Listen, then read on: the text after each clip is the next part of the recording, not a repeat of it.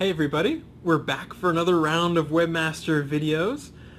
The very first question, the most popular one with 86 votes, comes from Ivan in Canada, who asks, Google has expressed in the past that frequently updated pages get a boost in rankings, QDF, that seems to favor blogs and news sites over company sites, which have less reason to be updated often.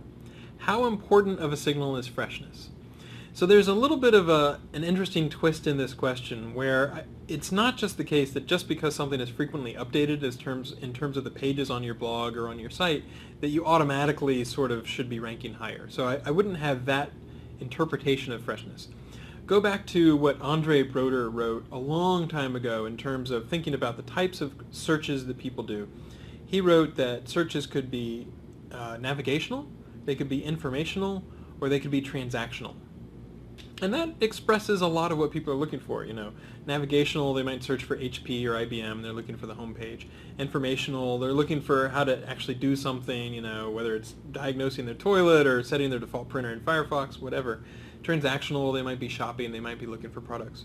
But that's just a very broad hierarchy. If you really drill down more, you'll see that sometimes people are looking for something that's fresh seeking. So if you're searching for an earthquake, or some event that just happened, that would be QDF. That would be a query that deserves freshness. That's what QDF stands for whenever Amit Singhal talked about it.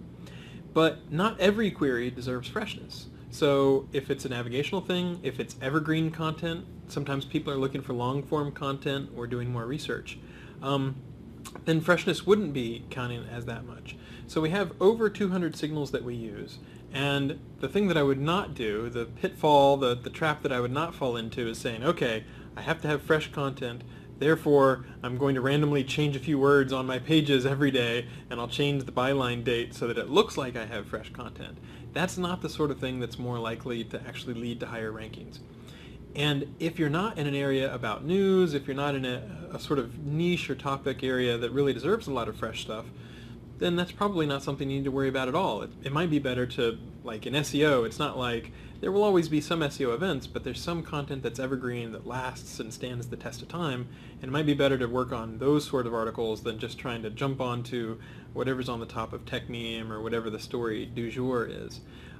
So that's a little bit of a way to think about it. I wouldn't spend so much time thinking about freshness just because it's one of the over 200 signals that you sort of miss out on all the other signals. Now if you're in a hot breaking area where you're competing with Engadget, The Verge, if you write about video games, there's a lot of like topical breaking news, then it is good to try to be fresh and make sure that you have content that's especially relevant.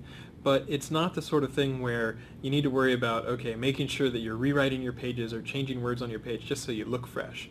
So Google is relatively good about trying to suss out when it's more helpful to be fresh and when it's just, the sort of regular search where the web pages that were good yesterday were also good today. Hope that helps.